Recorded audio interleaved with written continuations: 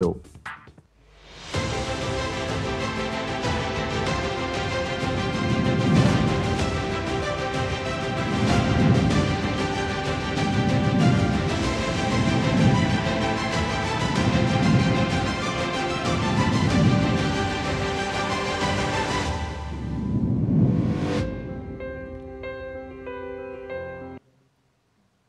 नमस्कार। हमारे विशेष कार्यक्रम जनादेश में आप सभी का बहुत बहुत स्वागत है। मैं हूं आपके साथ गौरव श्रीवास्तव। जनादेश यानी लोकसभा चुनावों की स्पष्ट और निष्पक्ष खबरें। 6 चरणों के मतदान के बाद 543 में से 486 सीटों पर मतदान पूरा हो गया है। वहीं 7वें और अंतिम चरण के लिए प्रचार जारी है। बताएंगे क्या रही दिन भर की चुनावी सरगर्मियां और चुनावी हलचल। साथ ही जानेंगे दिन भर क्या चले बयानों के तीर और समीकरण किस ओर कर रहे हैं इशारा। तो आइए शुरू करते हैं अपना खास कार्यक्रम जनादेश, लेकिन सबसे पहले नजर चुनावी सुर्खियों पर।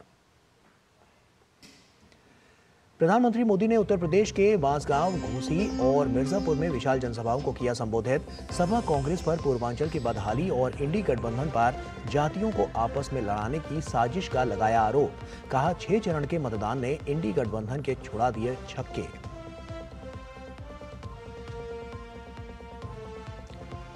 लोकसभा चुनाव के अंतिम चरण के लिए चुनाव चरम पर प्रचार। वहीं अमित शाह और जेपी नड्डा ने बिहार में चुनावी जनसभाओं को किया संबोधित। मुख्यमंत्री नीतीश कुमार ने पटना साहिब में की जनसभा।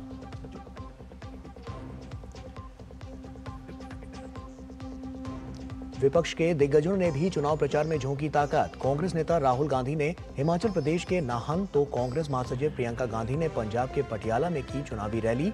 सपा प्रमुख अखिलेश यादव ने उत्तर प्रदेश के बलिया में की जनसभा।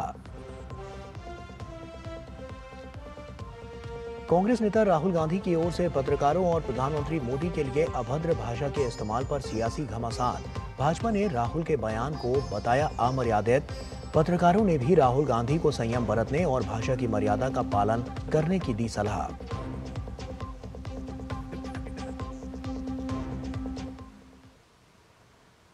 और आइए अब शुरुआत करते हैं। लोकसभा चुनाव के 7वें और अंतिम चरण के लिए प्रचार चरम पर पहुंच गया है और इसी कड़ी में प्रधानमंत्री नरेंद्र मोदी ने आज उत्तर प्रदेश के बांसगांव, घोसी और मिर्जापुर में विशाल जनसभाओं को संबोधित किया।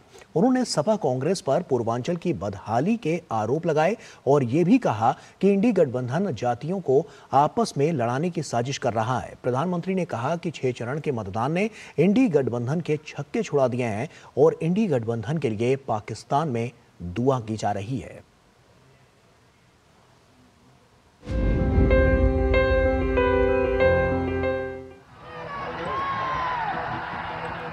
पूर्वांचल में एनडीए के चुनाव प्रचार को और धार देते हुए प्रधानमंत्री नरेंद्र मोदी ने रविवार को 3 जनसभाएं की।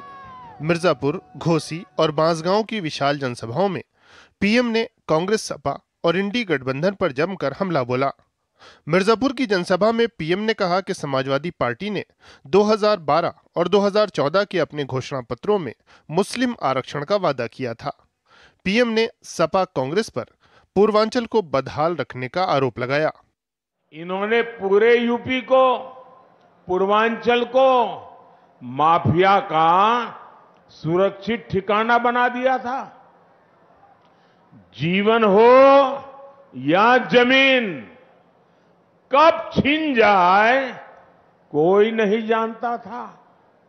और सपा सरकार में माफिया को भी वोट बैंक के हिसाब से देखा जाता था। अब ऐसा नहीं है। अब हमारे योगी जी और उनकी पूरी सरकार मेरा जो स्वच्छता अभियान है ना, उसको बड़ी बहादुरी से आगे बढ़ा रहे हैं। यहां बराबर सफाई चली है। सपा सरकार में पहले जनता थर-थर कांपती थी, अब भाजपा सरकार में माफिया थर-थर कांप रहा है। घोसी की जनसभा में पीएम ने आरोप लगाया कि SC/ST और ओबीसी को आरक्षण से वंचित रखने के लिए कांग्रेस ने रातों रात हजारों शिक्षण संस्थानों को अल्पसंख्यक दर्जा दे दिया। पीएम ने इंडी गठबंधन पर जातियों को आपस में लड़ाने की साजिश का भी आरोप लगाया। पीएम ने कहा कि इंडी वाले बहुसंख्यक समाज को दोयम दर्जे का नागरिक बनाना चाहते हैं। पीएम ने राम मंदिर प्राण प्रतिष्ठा कार्यक्रम में शामिल न होने को लेकर भी सपा कांग्रेस को घेरा।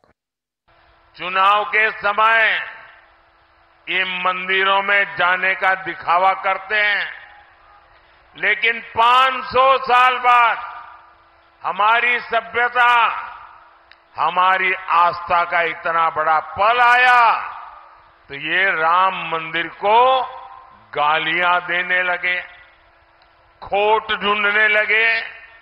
ये लोग राम मंदिर बनने से बहुत नाराज हुए। ये लोग लगातार दबाव बना रहे हैं कि जैसे साहबानों का फैसला पलटा, वैसे ही राम मंदिर पर सर्वोच्च अदालत का फैसला भी पलटा जाए। बांसगांव में विशाल जनसभा को संबोधित करते हुए पीएम ने कहा कि इंडी गठबंधन की राजनीति का एकमात्र उद्देश्य तुष्टीकरण है। पीएम ने कहा कि 6 चरण के मतदान ने इंडी गठबंधन के छक्के छुड़ा दिए हैं और 7वें चरण में इंडी वालों पर पूर्वांचल का प्रहार होगा। पीएम ने इंडी गठबंधन पर भारत विरोधी एजेंडे को आगे बढ़ाने का आरोप लगाया। ब्रह्मोस मिसाइल की मांग करने वाले देशों के आगे रोड़े अटकाने पर भी पीएम ने कांग्रेस को घेरा। ब्रह्मोस मिसाइल ऐसी है जिसका खौफ दूर दूर तक है। दुनिया के कई देशों में ब्रह्मोस मिसाइल की मांग रही है, लेकिन कांग्रेस को ये भी पसंद नहीं आया।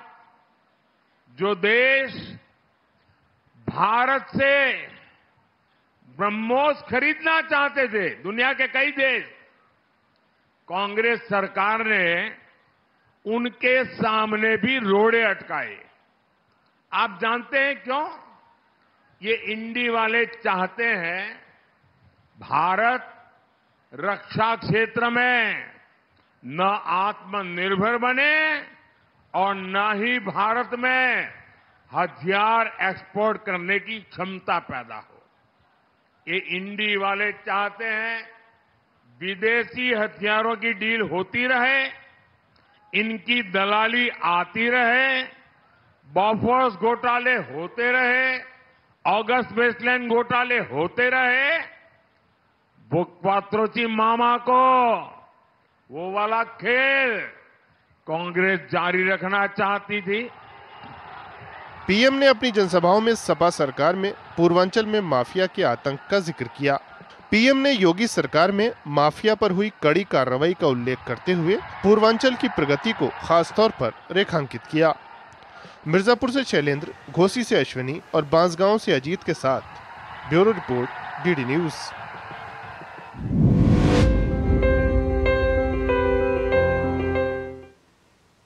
और इस बीच आपको बता दें कि एक बड़ी खबर सामने आ रही है। चक्रवात रेमल को लेकर प्रधानमंत्री नरेंद्र मोदी समीक्षा बैठक कर रहे हैं। काफ़ी महत्वपूर्ण ये हो जाता है क्योंकि आपको बता दें कि आज पश्चिम बंगाल और इसके अलावा बांग्लादेश के तटीय जो इलाके हैं वहां पर ये टकराने की इससे उम्मीद जताई गई है और ये बात मौसम विभाग ने कही है।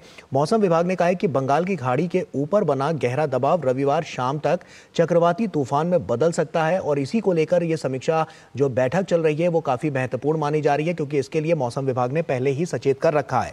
26 मई की रात को पश्चिम बंगाल और बांग्लादेश के समुद्र तटों पर दस्तक ये दे सकता है और ऐसे में इस तूफान को रेमल कहा जा रहा है। रेमल, जिसका अरबी भाषा में अर्थ रेत होता है, उत्तरी हिंद महासागर में चक्रवातों के लिए क्षेत्रीय नामकरण प्रणाली को इसे मानते हुए ये नाम ओमान द्वारा दिया गया था।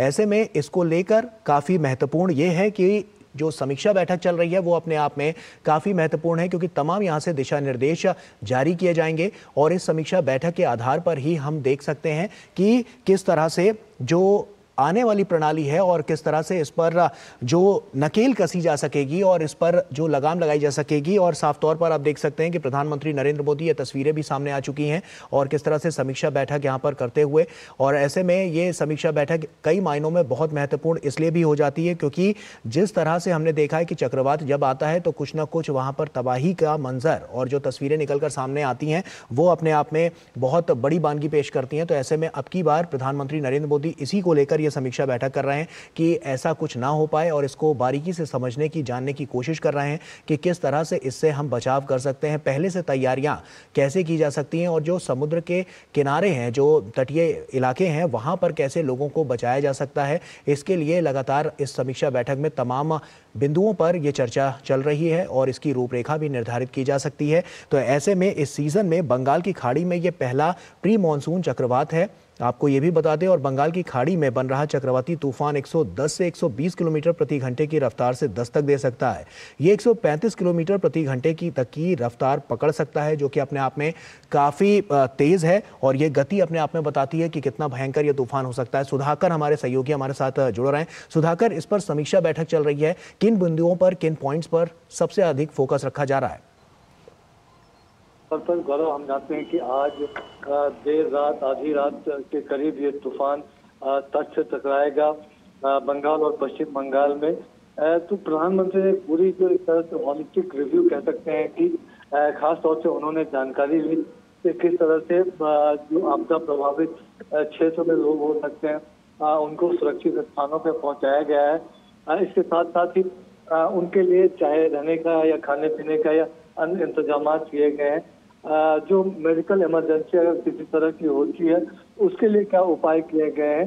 और तूफान के बाद, क्योंकि एक लगातार हम बीते कुछ वर्षों में देखें तो सरकार की एक लगातार कोशिश रही है कि तूफान के बाद ज्यादा वक्त ना लगे आम जीवन को पटरी पर आने में, उसके लिए क्या उपाय किए गए हैं। चाहे बिजली की लाइन और ट्रांसमिशन लाइन्स हो, चाहे कम्युनिकेशन लाइन्स हो, उसके लिए किस तरह के उपाय किए। तो इस बैठक में आपने तस्वीरों में भी देखा, कैबिनेट सचिव राजीव गौबा हो, चाहे केंद्रीय गृह सचिव अजय भल्ला हो, IMD चीफ हो, NDRF के डीजी हो, principal secretary to the prime minister doctor PK Mishra, उन तमाम लोगों ने देख, आपको पता है गौरव, कल नेशनल क्राइसिस मैनेजमेंट कमेटी यानी राष्ट्रीय आपदा प्रबंधन समिति की भी बैठक हुई थी। तो उसमें पश्चिम बंगाल के सरकार के साथ एक तालमेल के साथ इस तूफान के असर को कम करने के लिए क्या कुछ सरकार उपाय कर सकती है, उसके बारे में कहा गया। और प्रधानमंत्री ने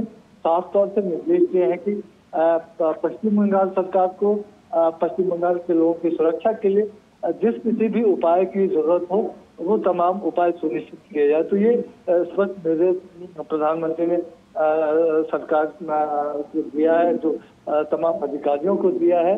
और पूरा एक किस तरह का असर इससे होने वाला है और तूफान के तुरंत बाद किस तरह से हम जानते हैं कि उनको जानकारी दी गई कि जो NDRF की 12 टीम ऑलरेडी तैनात है, 5 अतिरिक्त जो टीम है उनको आपात स्थिति के लिए रखा गया है। इसके अलावा जो सेना, नौसेना, तटरक्षक बल के विमान है, उसके अलावा उनकी राहत टीमों को भी तैयार रखा गया है।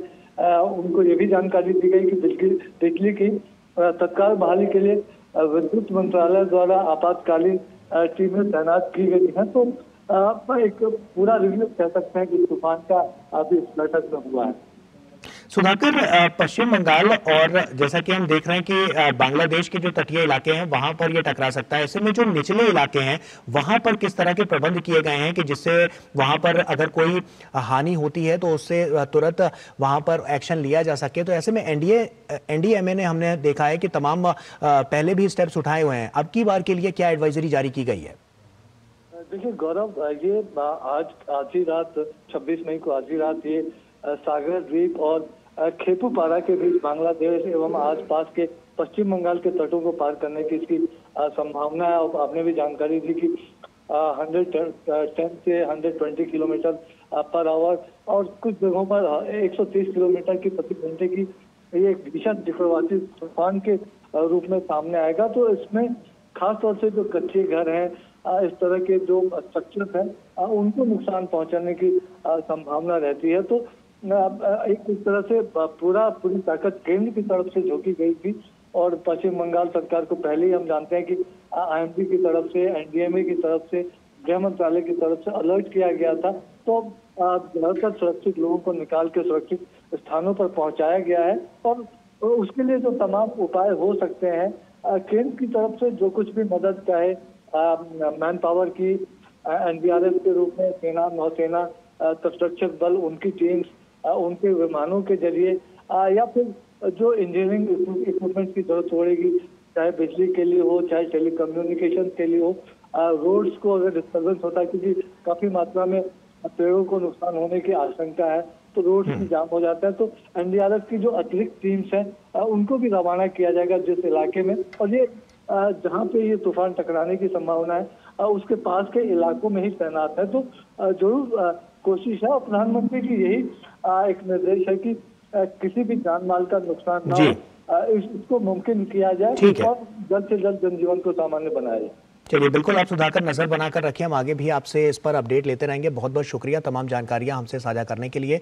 तो प्रधानमंत्री नरेंद्र मोदी समीक्षा बैठक कर रहे हैं, ऐसे में उम्मीद जताई जा रही है कि जो नुकसान है वो कम से कम हो और उसके लिए पहले से त्वरित एक्शन लिया जा रहा है। एनडीए में हमने देखा है कि लगातार इस पर अपनी नजरें बनाए रखे हुए हैं और तमाम जो एडवाइजरी है वो पहले से जारी है। तो ऐसे में आज की अगर हम बात करें तो पश्चिम बंगाल के लिए और साफ तौर पर बांग्लादेश के लिए एक बहुत बड़ा दिन भी है, क्योंकि जब तटीय वहाँ पर जो तट पर अगर ये टकराता है तूफान तो किस तरह की स्थितियाँ वहाँ पर पनपेंगी, इस पर हम आपको आगे भी अपडेट देते रहेंगे। और आइए अब जनादेश में हम आगे बढ़ते हैं और आपको बता दें कि जिस तरह से जो 7वां चरण है जिसमें 57 सीटों पर वोटिंग होने वाली है 1 जून को, उसके लिए जो चुनाव प्रचार है वो तेज गति से जारी है। ऐसे में प्रधानमंत्री नरेंद्र मोदी ने भी चुनाव प्रचार किया और इसी पर देवरिया से हमारे साथ अजीत द्विवेदी हमारे सहयोगी जुड़ रहे हैं। देवरिया से अजीत द्विवेदी जुड़ रहे हैं और देवरिया का रुख करते हैं। आइए देखते हैं कि ग्राउंड जीरो पर क्या चल रहा है। अजीत, साफ तौर पर अगर हम देखें तो प्रधानमंत्री नरेंद्र मोदी का अब जो हमने आज जनसभा देखी और उन्होंने तमाम जो वहां से अपने जो भाषण में उन्होंने तमाम बातें कही, अपने संबोधन में तमाम बातें कही और उस पर जो विपक्ष है उसको आड़े हाथों लिया। ऐसे में साफ तौर पर देखें तो अब की बार क्योंकि पूर्वांचल की वहां पर जो सीटें हैं वो काफी महत्वपूर्ण है, ऐसे में पूर्वांचल के लिए और वहां के वासियों के लिए अब की बार जो प्रधानमंत्री ने जो बातें कही हैं और जो ग्राउंड जीरो पर समीकरण है वो क्या नजर आ रहा है? देखिए, एक बात कही जाती है राजनीति में कि जो दिल्ली का रास्ता है वो यूपी से होकर जाता है और यूपी को अगर जीतना है तो पूर्वांचल को जीतना होगा और पूर्वांचल को फतह करने के लिए जो है अब जोर लगाया जा रहा है, जो कि 1 जून को वोटिंग है अंतिम चरण में यहाँ पर। और जिस तरीके से देखिए प्रधानमंत्री ने जब पूर्वांचल में यहाँ रैली की तो रैली का स्थान आप देखिए बांसगांव लोकसभा सीट जो कि वहाँ के रुद्रपुर में उन्होंने रैली की और वो बीच में है, यानी देवरिया और बांसगांव जो है वो दोनों लोकसभा क्षेत्र है, उनके बीच में प्रधानमंत्री ने रैली की और दोनों ही प्रत्याशियों को मंच पे वहाँ पर बुलाया। वहाँ पर उन्होंने कहा कि अगर इनको आप वोट देंगे तो वोट मेरे पास जाएगा। तो देखिए प्रधानमंत्री ने वहाँ पर डबल इंजन की सरकार के फायदे गिनाए। पहले तो उन्होंने बताया कि किस तरीके से पिछले कुछ सालों में उत्तर प्रदेश में कितना बदलाव आया है और बड़ी बात उन्होंने उत्तर प्रदेश गौरव की बात कही कि जिस उत्तर प्रदेश का पहले नाम लेने पर लोग संकोच करते थे, घबराते थे, अब लोग गर्व से कहते हैं कि मैं यूपी का हूँ, मैं इस जगह का हूँ, मैं पूर्वांचल का हूँ। साथ उन्होंने पूर्वांचल में जिस तरीके से माफिया राज फैला हुआ था उसको किस तरीके से खत्म किया गया, इसको लेकर जो सीएम है योगी आदित्यनाथ उनकी जमकर तारीफ की और इसके अलावा याद दिलाया यहाँ की जनता को कि पहले के समय में किस तरीके से यहाँ पर लोगों का जीना मुश्किल था और अब कुछ वर्षों में किस तरीके से यहाँ पर विकास जो है वो आगे बढ़ा है। चाहे उन्होंने याद दिलाया कि जो एक्सप्रेसवे है सबसे ज़्यादा यूपी में है, मेट्रो जो है सबसे ज़्यादा यूपी में है और साथ ही सबसे ज़्यादा एयरपोर्ट जो है वो यूपी में है। देखिए पूर्वांचल की राजनीति अक्सर जात पात में उलझी हुई नजर आती रही है, क्षेत्रीय दल भी यहाँ पर हावी रहे हैं, लेकिन पिछले कुछ समय से ये समीकरण जो है ये दरकते हुए नजर आए हैं और इन समीकरणों के दरकने के बाद से यहाँ पर कुछ जो राष्ट्रीय पार्टियां हैं उनको लगातार फायदा मिलना शुरू हुआ है और शायद 2019 के चुनाव में इसीलिए बीजेपी को यहाँ पर बम्पर सीट यहाँ पर बीजेपी को मिली थी और इस बार बीजेपी जो है या एनडीए के जो दल है यहाँ पर अलायंस दल है उनके साथ कोशिश ये है कि इन जातीय समीकरणों को भेद कर विकास के मुद्दे को फोकस किया जाए, जन कल्याण के मुद्दे को फोकस किया जाए और देश को कैसे आगे बढ़ाना है। क्योंकि प्रधानमंत्री लगातार विकसित भारत की बात की, उन्होंने कहा कि आपको विकसित भारत अगर बनाना है तो आपको मुझे वोट देना होगा। बिल्कुल अजीत, ये हमने देखा भी है कि प्रधानमंत्री नरेंद्र मोदी इस तरह की बातें जब करते हैं तो विपक्ष पर सीधा हमला होता है और कहीं ना कहीं हम देख सकते हैं कि डबल इंजन की जिस सरकार की हम बात कर रहे हैं, चाहे वो मोदी सरकार की बात हो चाहे योगी सरकार की बात हो, हमने देखा है कि इससे जो विकास की बयार है वो तेज गति से आगे बढ़ती हुई नजर आई है। बहुत बहुत शुक्रिया तमाम जानकारी के लिए आपका अजीत, हमसे जुड़ने के लिए और तमाम जानकारियां दर्शकों तक पहुंचाने के लिए बहुत बहुत शुक्रिया।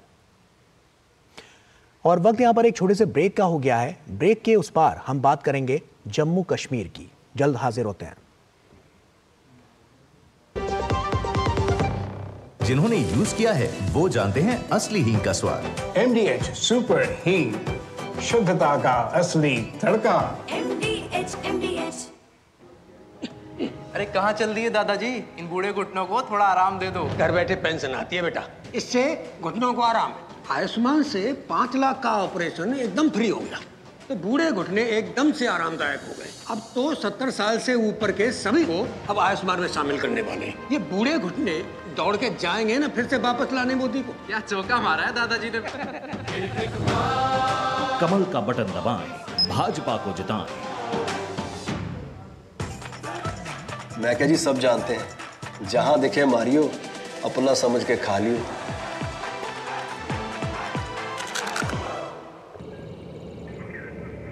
Curiosity can take you to some out of the world places. Took me to the moon today. Curious about this place? Scan this QR code before I take it off with my Seat tires.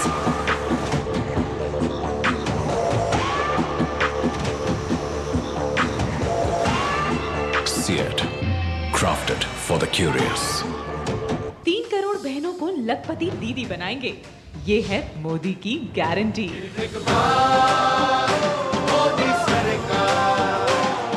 जीरा से प्यास बुझाए, digestion के लिए मस्त, शरीर में नमक पानी का बैलेंस बनाए। सिप सिप जीरा सिप जीरा सिप, इंडीज का जल्दी और जीरा सिप जीरा सिप।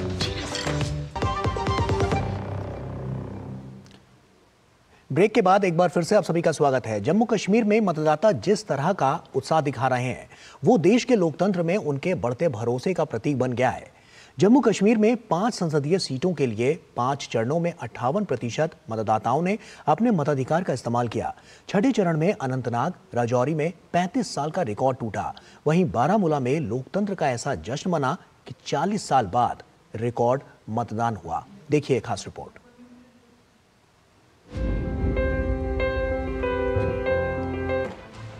जम्मू कश्मीर में फिर जीता लोकतंत्र, कश्मीर में टूटा वोटिंग का रिकॉर्ड।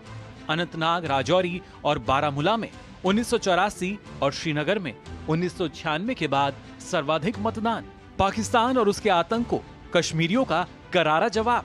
बारामूला में 59.1%, अनंतनाग राजौरी में 54.46% और श्रीनगर में 38.49% वोटिंग। रिकॉर्ड तोड़ मतदान दिखा रहा है जम्मू कश्मीर की बदलती तस्वीर। घाटी के 3 संसदीय क्षेत्रों में औसत 50% और जम्मू कश्मीर की सभी 5 लोकसभा सीटों पर 58% से अधिक मतदान बता रहा है कि जम्मू कश्मीर से अनुच्छेद 370 हटा देने से कश्मीर में क्या बदल गया है। आतंक के गढ़ में अब लोकतंत्र की लहर है और धरती के जन्नत पर लोग जमहूरियत के जश्न में सराबोर नजर आए। मैंने इस बार 32 साल के बाद कश्मीर में आके वोट कास्ट किया है। चेंज हुए हालातों ने हमें मजबूर किया कि हम कश्मीर में आके ही वोट अपना कास्ट करें। पिछले 30-40 साल के बाद पहला मौका है कि लोग अपने तौर से वोट डालने के लिए निकले, बगैर किसी दोष दबाव के, बगैर के, क्योंकि लोगों ने अब इस चीज को समझ लिया कि हमारे वोट की कीमत क्या है। जम्मू कश्मीर के उपराज्यपाल मनोज सिन्हा ने अनंतनाग राजौरी संसदीय सीट पर ऐतिहासिक मतदान के लिए प्रदेश के लोगों और चुनाव प्रबंधन से जुड़े सभी चुनाव कर्मियों को बधाई दी है। उन्होंने सोशल मीडिया मंच एक्स पर लिखा कि मतदाताओं ने बड़ी संख्या में चुनाव में हिस्सा लेकर लोकतांत्रिक मूल्यों को मजबूती प्रदान की है। जम्मू कश्मीर में 5 संसदीय सीटों के लिए 5 चरणों में हुए चुनाव की प्रक्रिया पूरी तरह स्वतंत्र, निष्पक्ष और पारदर्शी रही और 58% मतदाताओं ने अपने मताधिकार का इस्तेमाल किया, जो एक रिकॉर्ड है। जम्मू कश्मीर में एक दौर वो भी था जब चुनाव कराने में पसीने छूट जाते थे, लेकिन इस बार फिजा बदली दिखी। आम लोगों के साथ साथ कट्टरपंथी, अलगाववादियों और आतंकवादियों के परिवारों ने भी लोकतंत्र के पक्ष में आवाज उठाई और मतदान में हिस्सा लिया। बीजेपी ने भी केंद्र शासित प्रदेश की सभी लोकसभा सीटों पर रिकॉर्ड मतदान की सराहना करते हुए कहा कि ये बदलते हुए जम्मू कश्मीर की खुशनुमा तस्वीर है। जम्मू कश्मीर के वो क्षेत्र जो किसी जमाने में आतंकवाद के साए में मतदान करने से परहेज करते थे, उन क्षेत्रों में भी बम्पर वोटिंग हुई है।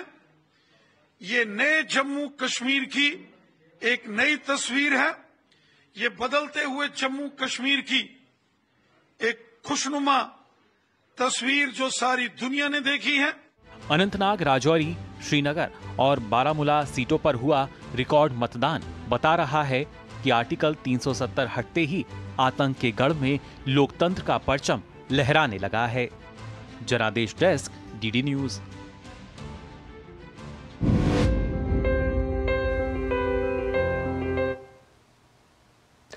तो लोकतंत्र के महापर्व में पूरे देश ने बढ़ चढ़कर अपने मताधिकार का प्रयोग किया है, लेकिन जो तस्वीरें निकलकर सामने आई हैं, जो आंकड़े निकलकर सामने आए हैं, वो अब की बार जम्मू कश्मीर में साफ तौर पर बड़े बदलाव की बयार को उजागर करते हुए नजर आ रहा है। ये आंकड़े देखिए, ये आंकड़े हम आपके सामने लेकर आए हैं कि आप देखिए किस तरह से रिकॉर्ड मतदान अब की बार देखा गया है। अनंतनाग, राजौरी छठे चरण में चुनाव हुआ और आप देख सकते हैं कि ये जो साल दर साल जो चुनाव होते रहे वो किस तरह से अब की बार अपनी परिभाषा और अपनी बात खुद रख रहे हैं। आप 1999 में देखिए कि 14.32% यहां पर मतदान हुआ था 1999 में, और उसके बाद 1998 में 28.15%। उसके अलावा जब 1996 में हुआ तो 50.20% और 2024 अब की बार के आम चुनाव में आप देखिए कि क्या कुछ निकलकर सामने आया जब 54.46% यहां पर मतदान हुआ।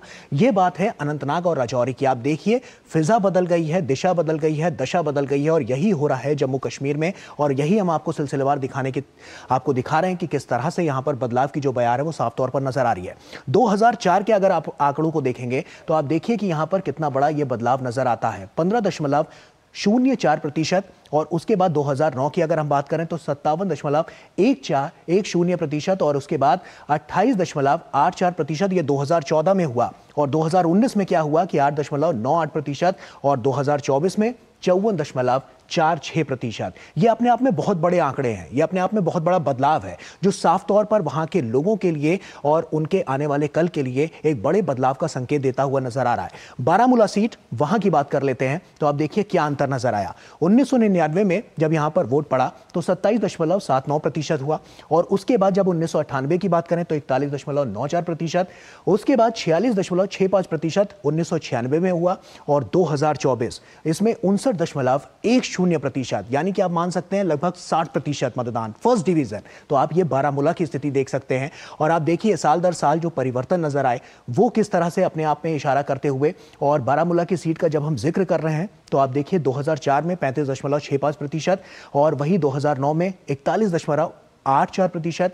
2014 की बात करें तो 39.14%, वहीं 2019 की बात करें तो 34.60%, और अब की बार जो आम चुनाव चल रहे हैं उसमें देखिए 59.10%, यानी कि लगभग 60%। तो ये अपने आप में बहुत बड़े आंकड़े हैं जो साफ तौर पर एक बदलाव की बयार को यहां पर दिखाते हुए नजर आ रहे हैं, और उनके जीवन में क्या कुछ बदला है ये उसकी बानगी सेट करते हुए नजर आ रहे हैं, क्योंकि बहुत बड़े बदलाव की ओर इस वक्त जम्मू कश्मीर जा रहा है। इन्वेस्टमेंट हो रहा है वहां पर, एम्स है, आज की डेट में हम देख रहे हैं कि उसमें एम्स बन रहा है, लोगों को रोजगार मिल रहा है। और यही कुछ तो है कि जो लोकतंत्र के महापर्व में लोगों को अपने घरों से निकलने को मजबूर कर रहा है। उनको पता है कि एक अच्छी सरकार हम चुनेंगे तो हमारे साथ और ज्यादा अच्छा होगा, ये तस्वीर और बदलेगी, हमारी तकदीर और बदलेगी, और यही उसकी बानगी है। श्रीनगर सीट की अगर हम बात करें तो आप देखिए कि क्या कुछ रहा। 1999 में 11.93%, 1998 में 30.06%, 1996 में 40.94% और 2024 में 38.50%, जो अपने आप में बढ़ते हुए आंकड़े को दिखाता है।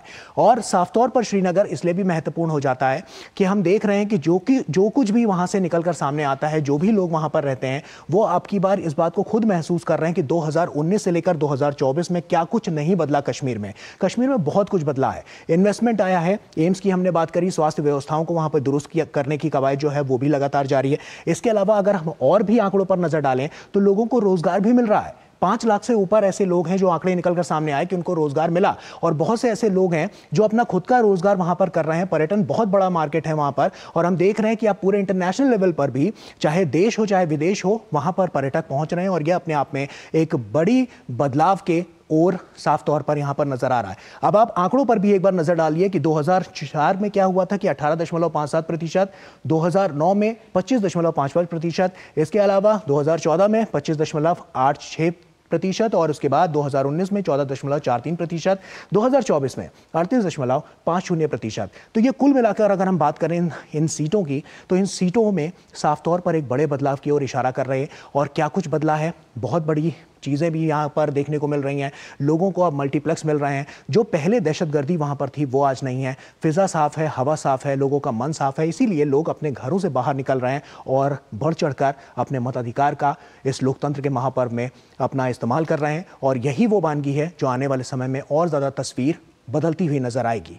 तो साफ तौर पर ये आंकड़े हमने आपको इसलिए भी दिखाए कि जानना बहुत ज़रूरी है कि क्या कुछ बदल रहा है। लोग सोचते हैं कि क्या कुछ बदला है या क्या कुछ बदलेगा, तो यही तो है बदलाव की शुरुआत। लोकतंत्र के महापर्व में जब आप अपना एक वोट देते हैं तो आने वाले कल के लिए आप अपने आप को भी निर्धारित करते हैं, खुद को भी सुरक्षित करते हैं, अपने परिवार वालों को भी सुरक्षित करते हैं और साथ ही साथ उस पूरे राज्य के लिए और देश के लिए बढ़ चढ़कर जब आप लोकतंत्र के इस महापर्व में हिस्सा लेते हैं तो कुछ ऐसी तस्वीरें निकलकर सामने आती हैं, कुछ ऐसे ही आंकड़े निकलकर सामने आते हैं जो साफ तौर पर इशारा करते हैं कि कितना बदला है ये जम्मू कश्मीर, जिसके आंकड़े साफ तौर पर यहाँ पर नजर आ रहे हैं।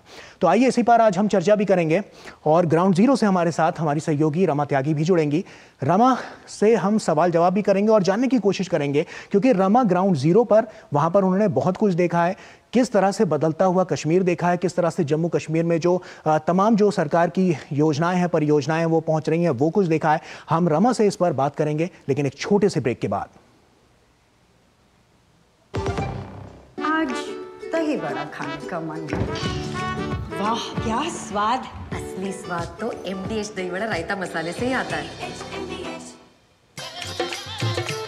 कविता पाठ संध्या काल को रखेंगे। कल वोटिंग है, वोट किसे देंगे बताओ तो? उन पाखंडियों को तो बिल्कुल भी नहीं, जो बार बार हमारे आस्था का उपहास किए थे। और उनको तो कतई नहीं, जो हम श्रद्धालुओं को गुंडा बताते थे। वोट तो मोदी जी को, हमारी विरासत को भव्य, दिव्य, स्वच्छ और हाईटेक बनाया। तो बोलो फिर एक बार, मोदी सरकार। कमल का बटन दबाएं, भाजपा को जिताएं। तेरी होने वाली मदर इन लॉ कुछ ज्यादा ही ट्रेडिशनल है। ट्रेडिशनल लोग ज्यादा इमोशनल होते हैं। तो भाई साहब, अब कोई किसी की लाइफ में आग नहीं लगा पाएगा। समर कूल, जो हर दिल करे कबूल। गोल्डी छोले मसाले, जहाँ जाए रिश्ते बनाए, जहाँ जाए रिश्ते बनाए, गोल्डी मसाले। स्वाद से सबको दीवाना कर दे, दीवाना कर दे। पता का चाय, गजब का स्वाद। आतंकवाद, नक्सलवाद पर होता रहेगा कड़ा प्रहार। ये है मोदी की गारंटी।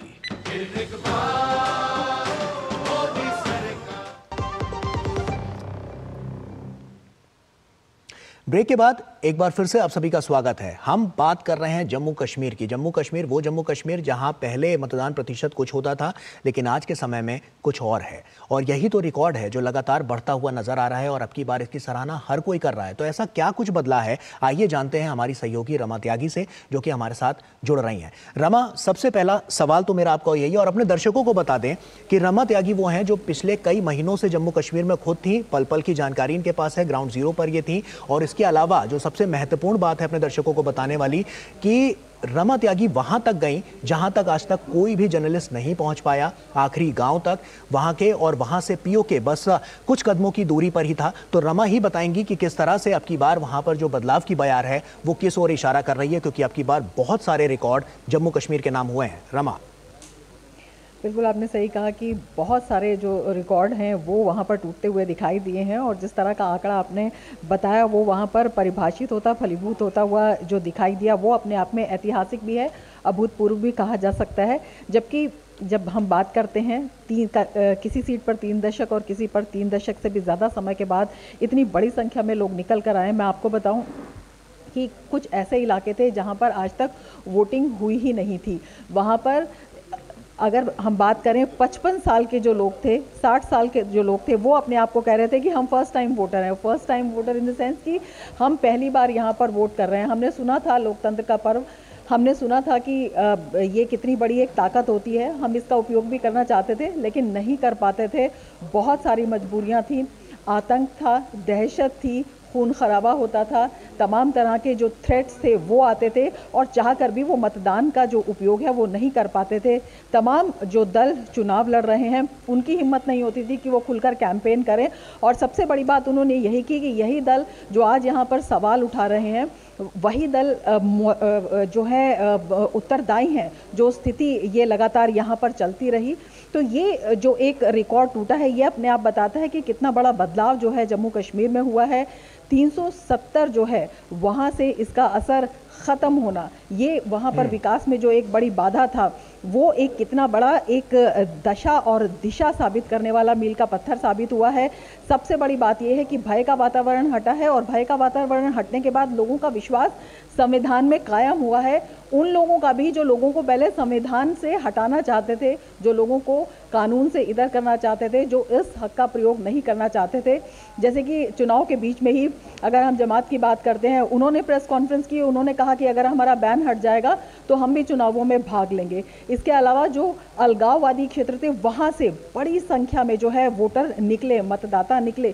तो ये मेन स्ट्रीम में शामिल होने की, लोकतंत्र को शामिल होने की, शासन को अंगीकार करने की और संविधान में विश्वास की एक बड़ी मिसाल के रूप में वहां से सामने आता है। ये अपने आप में एक बहुत बड़ा बदलाव है। लोग भ्रम से निकलकर एक सही दिशा, एक स्पष्ट नीति की तरफ आगे बढ़ रहे हैं और सरकार ने, केंद्र ने जो कहा और जो वायदा किया उसमें विश्वास कर रहे हैं। ये अपने आप में उसमें दिखाता है। लोग बड़ी संख्या में वहां पर जो मतदाताओं के मुद्दे थे, जो राजनीतिक दलों के मुद्दे थे, अलग अलग तरह से सबने जो है 370 को केंद्र में रखने की कोशिश की थी। लेकिन जहां तक हमने लोगों की बात की तो 370 की बात किसी की जबान पे नहीं, सबकी जबान पर यह था कि किस तरह से वो विकास में भागीदार बने, विकास जो है उनके जीवन में उतरे और जो यहाँ पर पहले अड़चनें थी वो लगातार दूर हो रही हैं, लेकिन और किस तरह से तेज़ी से उन्हें ज़्यादा मौके मिले। जिन चीज़ों से वो वंचित रहते थे, जो केंद्रीय कानून थे उनसे वंचित रहते थे, उनका लाभ उनको मिलने लगा है और ज़्यादा किस तरह से वो आगे बढ़ सकते हैं, ये सभी का एक बड़ा मुद्दा था। तो ये अपने आप में सोच में एक स्पष्ट सोच को दिखाता है। ये भी एक बहुत बड़ा बदलाव है। जी रमा, आपकी बार कितनी बड़ी चुनौती चुनाव आयोग के लिए थी? क्योंकि हमने देखा है कि यहाँ पर जो चुनाव संपन्न हुए हैं अब की बार छिटपुट घटनाएं तक सामने नहीं आई, ये कितनी बड़ी चुनौती रही है?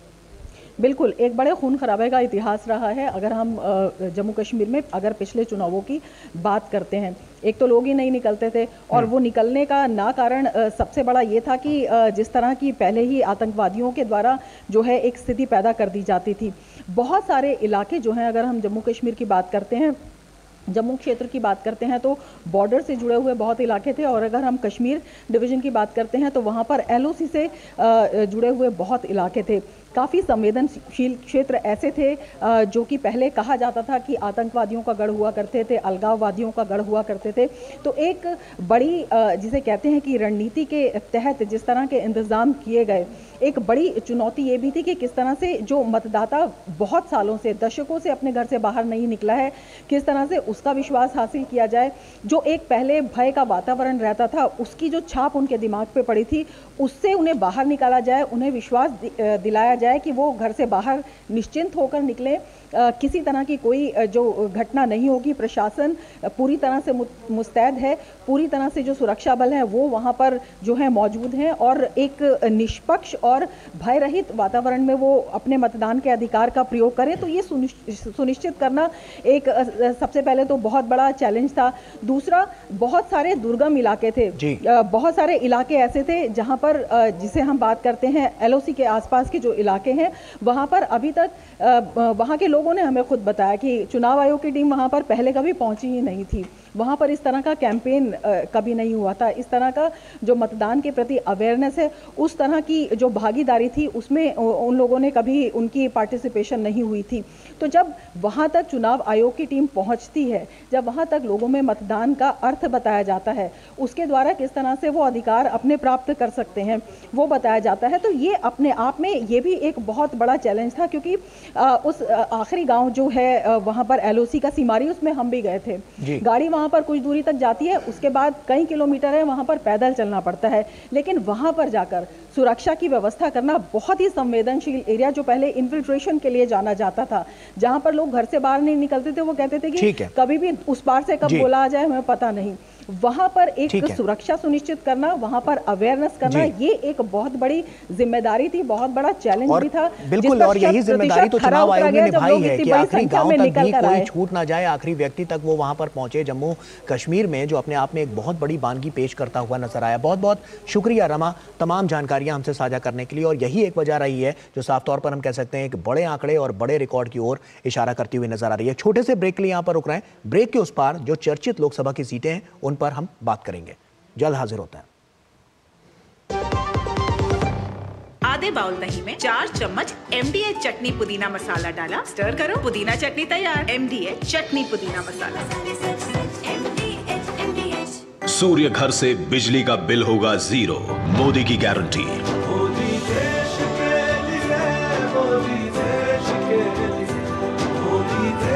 फिर एक बार मोदी सरकार, कमल का बटन दबाएं, भाजपा को जिताएं। मैं कैप्टन होता ना, ओपन कराता। अब हर कोई ओपन करेगा तो मैच कौन क्लोज करेगा? तो भाई साहब, अब कोई किसी की लाइफ में आग नहीं लगा पाएगा। समर कूल, जो हर दिल करे कबूल। Curiosity can take you to some out of the world places. Took me to the moon today. Curious about this place? Scan this QR code before I take it off with my Seat tires.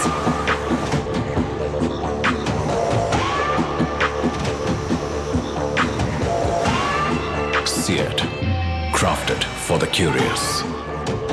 स्वाद से सबको दीवाना कर दे, दीवाना कर दे। पता का चाय, गजब का स्वाद। अब तक टेस्टी राजमा बनाना नहीं आया। बिना MDH राजमा मसाला के टेस्टी राजमा कैसे बनेगा? MDH राजमा मसाला। क्या स्वादिष्ट राजमा बनाए। MDH।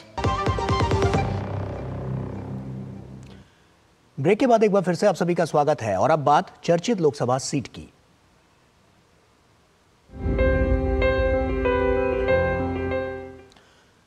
लोकसभा चुनाव में उत्तर प्रदेश की जिन चुनिंदा सीटों पर देश की निगाहें टिकी हुई हैं, गोरखपुर उनमें से एक है। इस सीट पर 7वें चरण में 1 जून को मतदान होना है। 2019 में जीतने वाले रवि किशन शुक्ल पर भाजपा ने अपने गढ़ में लगातार दूसरी बार भरोसा जताया है।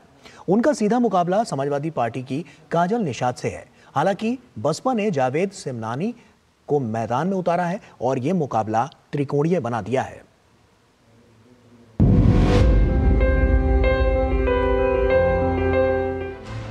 उत्तर प्रदेश के पूर्वांचल की राजनीति में गोरखपुर लोकसभा सीट की अहम भूमिका है। लोकसभा चुनाव हो या विधानसभा चुनाव, पिछले 3-4 दशकों से यहाँ का गोरखनाथ मठ इसकी धुरी बना हुआ है। 1998 से 2017 तक मुख्यमंत्री योगी आदित्यनाथ लगातार गोरखपुर के सांसद रहे और 2017 में यूपी विधानसभा चुनाव में बीजेपी की जीत के बाद योगी आदित्यनाथ मुख्यमंत्री बन गए और उन्हें गोरखपुर सीट छोड़नी पड़ी। 2019 लोकसभा चुनाव में भोजपुरी फिल्मों के अभिनेता से नेता बने रवि किशन को बीजेपी ने गोरखपुर से उतारा। वो पार्टी की उम्मीदों पर खरे उतरे और सपा प्रत्याशी रामभुआल निषाद को 3 लाख से ज्यादा वोटों से हराया। 2024 में बीजेपी ने फिर उन पर भरोसा जताया है। वो जनता से डबल इंजन सरकार के विकास कार्यों के नाम पर वोट मांग रहे हैं। कमल के निशान के लिए जान झोंकने के लिए हर कार्यकर्ता तैयार है। 19 करोड़ कार्यकर्ता आज कहें तो शहीद हो जाए अपने इस देश के लिए। सड़क चमचमा रही है, क्रूज चल रहा है पानी में, काम है, बिजली है, पानी है, व्यवस्था है, जहाज है, रेलवे स्टेशन है, एम्स है, फर्टिलाइजर है, बताना कुछ नहीं। लोग ताका और वोट करा, ये देखला पा गईला वोट करा, ये मिला था वोट करा। इंडी गठबंधन की ओर से सपा उम्मीदवार काजल निषाद इस सीट पर भाजपा को चुनौती दे रही हैं। काजल भी अभिनय क्षेत्र से आती हैं और कांग्रेस के टिकट पर 2012 और सपा के टिकट पर 2022 का विधानसभा चुनाव लड़ने के साथ ही 2023 में महापौर का चुनाव भी लड़ चुकी हैं, लेकिन अब तक कोई भी चुनाव जीत नहीं सकी। हालांकि काजल निषाद को पूरा भरोसा है कि जनता इस बार उन्हें जरूर समर्थन देगी। मैं यहीं की हूँ, यहाँ की बहुरिया हूँ, मैं लोकल हूँ। यहाँ मैं देख रही हूँ सबसे ज़्यादा ट्रैफिक जाम की समस्या है। फ्लाईओवर बनने चाहिए जिससे ट्रैफिक की समस्या से जनता को छुटकारा मिल सके। तो मैं किसी गांव की प्रधान नहीं हूँ, मैं कोई बीडीसी नहीं हूँ, किसी पद पर नहीं हूँ, तब भी इतना दमदारी से जनता के लिए लड़ती हूँ, तो जब कुछ बन जाऊंगी तो कितना दमदारी से लड़ूंगी। वहीं बसपा ने गोरखपुर से जावेद सिमनानी को उतारकर मुकाबले को त्रिकोणीय बनाने की कोशिश की है, लेकिन इस चुनावी लड़ाई के बीच जनता के अपने मुद्दे हैं और अपनी राय है। सब कुछ अच्छा चल रहा है, चारों तरफ विकास हो रहा है, सब बढ़िया चल रहा है, तो इधर से कोई मुद्दा नहीं है, बस जो चल रहा है सतत वैसे ही चलता रहे। पहले में और अब में बहुत डिफरेंस है। डिफरेंस जो है समझ में आता है, हिंदू मुसलमान से हमको मतलब नहीं है, लेकिन चेंजिंग है। हाँ, गोरखपुर सीट के संसदीय इतिहास पर नजर डालें तो शुरुआत से 1984 तक हुए 8 चुनावों में यहां 6 बार कांग्रेस ने जीत हासिल की। हालांकि 2018 के लोकसभा उपचुनाव को छोड़कर 1989 से अब तक इस सीट पर भाजपा का वर्चस्व देखने को मिला। भाजपा ने 2022 के विधानसभा चुनाव में गोरखपुर में जबरदस्त जीत हासिल की थी और गोरखपुर संसदीय क्षेत्र की 5 विधानसभा सीटों पर भाजपा ने कब्जा किया था।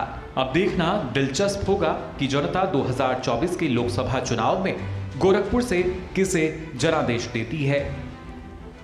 पूर्वांचल का प्रमुख शहर गोरखपुर उत्तर प्रदेश के मुख्यमंत्री योगी आदित्यनाथ के गढ़ के रूप में जाना जाता है।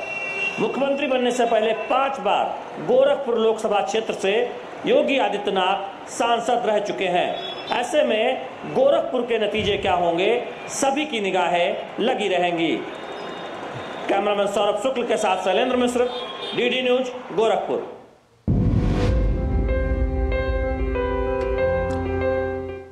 और आइए अपने सहयोगी शैलेंद्र मिश्र का रुख करते हैं। ग्राउंड जीरो से वो हमारे साथ जुड़ रहे हैं। शैलेंद्र का रुख करते हैं। शैलेंद्र, साफ तौर पर मुख्यमंत्री योगी आदित्यनाथ का गढ़ और यहां से रवि किशन प्रत्याशी, 2019 में भी उन्होंने प्रचंड जीत हासिल की थी। अब की बार का चुनावी समीकरण क्या वहां पर नजर आ रहा है? क्या अब की बार का ये जो मुकाबला है वो त्रिकोणीय है या अब की बार भी बड़े मार्जिन से बीजेपी आगे बढ़ती हुई नजर आएगी? देखिए, रवि किशन को फिर से उम्मीदवार बीजेपी ने बनाया है। वो पिछला लोकसभा चुनाव एक बड़े बहुमत से जीते थे। हम जानते हैं कि 1989 के बाद से आप देखें तो पहले महंत अवैधनाथ और फिर योगी आदित्यनाथ लगातार इस सीट से सांसद होते रहे। सिर्फ एक उपचुनाव प्रवीण निषाद जीते थे और बाद में अब हम जानते हैं कि वो भी जो निषाद पार्टी है वो एनडीए की सहयोगी है।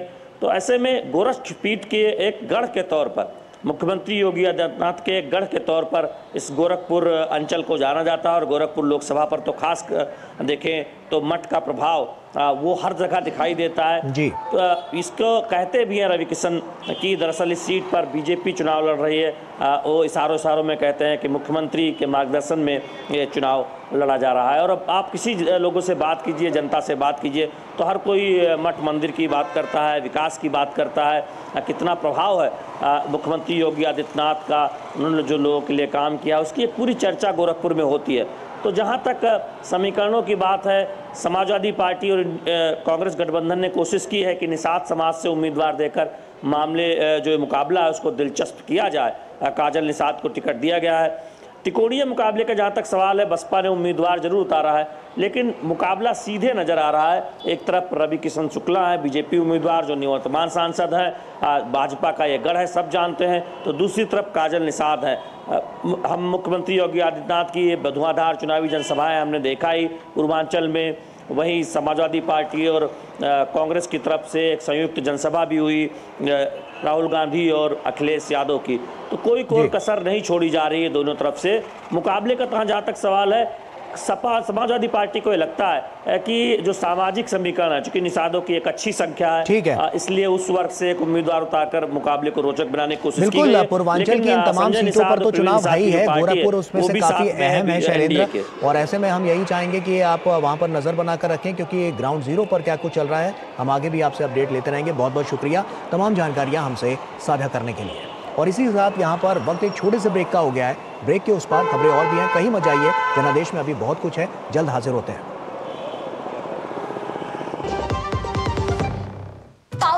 पाव भाजी को फेवरेट बनाता है एमडीएच पाव भाजी मसाला। एमडीएच पाव भाजी मसाला। एमडीएच बनाए पाव भाजी लाजवाब।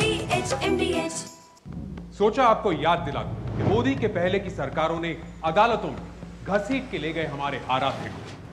वोट देने से पहले सोचना जरूर।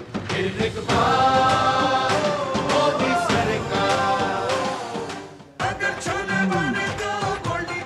पूरी छोले मसाले, जहां जाए रिश्ते बनाए। जहाँ जाए रिश्ते बनाए गोल्डी मसाले।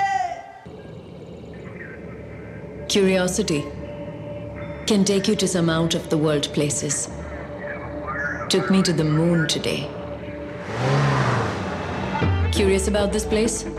Scan this QR code before I take it off with my Seat tires.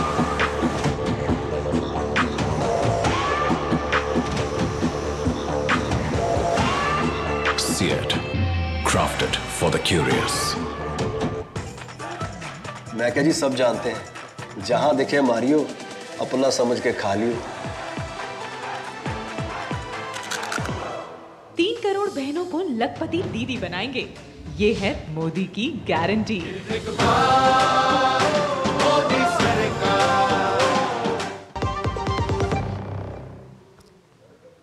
Break के बाद एक बार फिर से आप सभी का स्वागत है। कांग्रेस नेता राहुल गांधी द्वारा प्रधानमंत्री नरेंद्र मोदी और पत्रकारों को लेकर दिए गए विवादित बयान पर भाजपा ने तीखा हमला बोला है। भाजपा ने राहुल गांधी पर तंज कसते हुए कहा है कि वो हताशा से घिरे हुए हैं और उन्हें मानसिक इलाज की जरूरत है। वहीं देश के कई वरिष्ठ पत्रकारों ने भी राहुल गांधी को संयम बरतने और भाषा की मर्यादा रखने की सलाह दी है।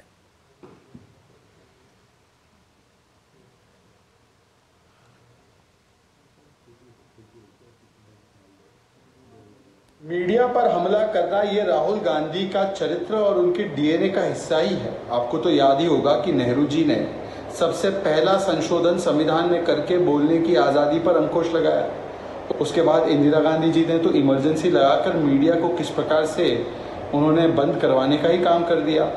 उसके बाद राजीव जी ने एक नहीं दो ऐसे कानून लाने का प्रयास किया जिससे कि मीडिया की आवाज़ को दबाया जा सके। तो आज जब राहुल गांधी, जिनके गठबंधन ने 14 पत्रकारों का बहिष्कार भी किया, यदि वो मीडिया के लिए अमर्यादित टिप्पणी, उनको चमचा, चमचो, चमची इस प्रकार से कहते हैं, तो वो तो अपने डीएनए और अपने राजनीतिक चरित्र का परिचय ही दे रहे हैं। 4 जून आने दीजिए, उसके 6-7 को जब छुट्टी पे चले जाएंगे, 1 महीना छुट्टी पे रहेंगे, तब दिमाग जाके सीख जंग पे आएगा। ये पागलपन है और कुछ नहीं है। खैर, राहुल गांधी और पागलपन और मानसिक व्यथा ये सब चलते रहेगा। हम मीडिया को टारगेट करेंगे, जुडिशरी को टारगेट करेंगे, कभी इलेक्शन कमीशन को तो छोड़ा ही नहीं है, अभी तो ईवीएम का गाना शुरू होगा, बहुत सारी तमाम चीज़ें आएंगी अभी। तो ये सब मानसिक व्यथा का है प्रश्न। ये भी बड़ा कमाल है, अगर प्रधानमंत्री इंटरव्यू न दें तो दिक्कत, अगर दें तो दिक्कत। सभी मीडिया हाउस चाहते हैं कि बड़े नेताओं का इंटरव्यू हो और बड़े नेता इंटरव्यू दे भी रहे हैं। सिर्फ मुझे लगता है कि 2-3 लीडर ऐसे हैं जिन्होंने इंटरव्यू नहीं दिए होंगे, उसमें राहुल गांधी भी शामिल है। प्रधानमंत्री के इंटरव्यू पर कुछ गंभीर सवाल हुए हैं और कुछ हल्के फुल्के अंदाज में भी सवाल होते हैं, और जो हल्के फुल्के सवाल हुए उनमें उन पर ही राहुल गांधी सवाल खड़ा कर रहे हैं और उनका मजाक उड़ा रहे हैं। कभी वो 4 चमचे, कभी चमची, कभी गोदी मीडिया कह रहे हैं। उनको संयम बरतना चाहिए, गंभीरता दिखानी चाहिए। और वहीं कांग्रेस नेता राहुल गांधी ने एक जनसभा के दौरान प्रधानमंत्री नरेंद्र मोदी और पत्रकारों, खासकर एक महिला मीडिया कर्मी के लिए अभद्र भाषा का इस्तेमाल किया है।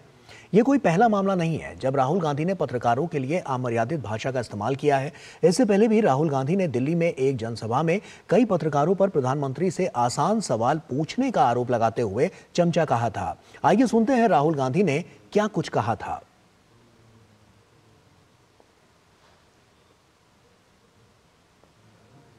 उन्हीं चमचों के साथ इंटरव्यू में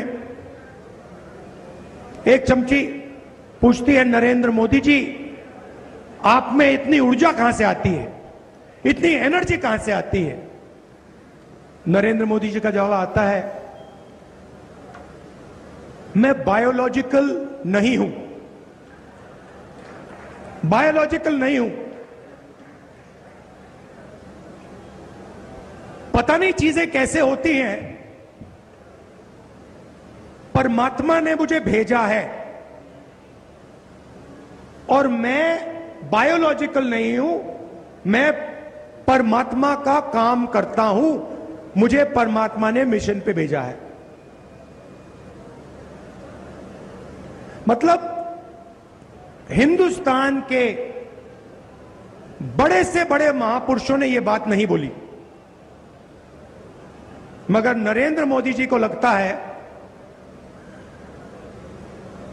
कि परमात्मा ने उनको चुना है,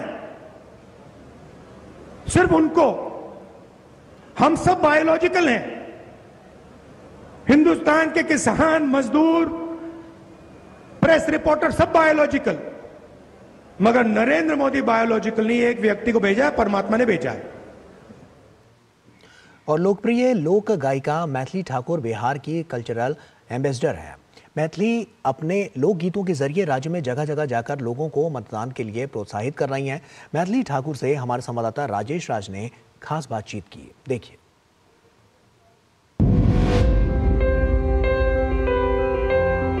हमारे साथ मैथिली ठाकुर सासाराम सर्किट हाउस में मौजूद हैं। हम उनसे सीधे आपको रूबरू कराते हैं।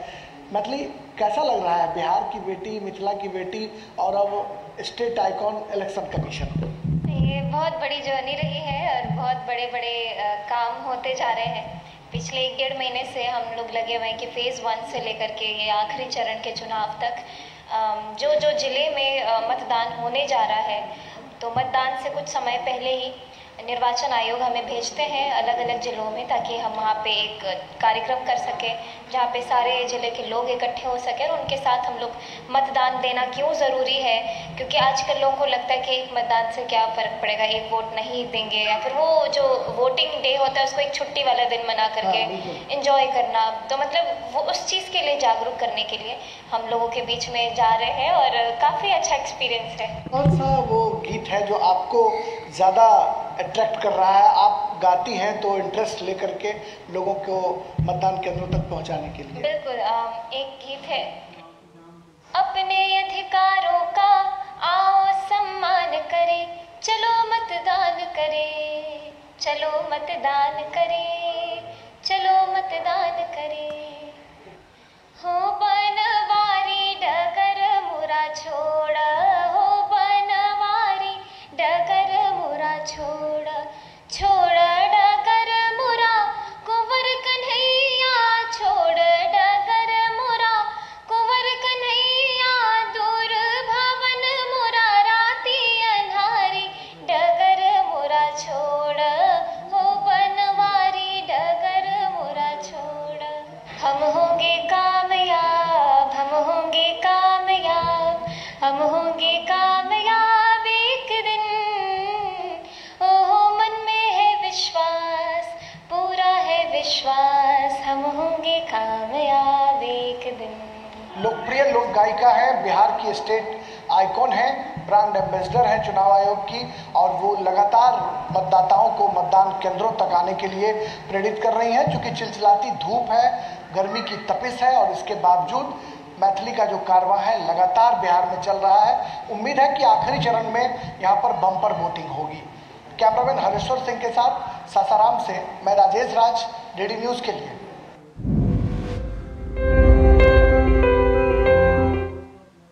और इसी के साथ जनादेश में फिलहाल अभी के लिए इतना ही। हमारी पूरी टीम को दीजिए इजाजत। आप बने रहिए डीडी न्यूज़ के साथ। नमस्कार।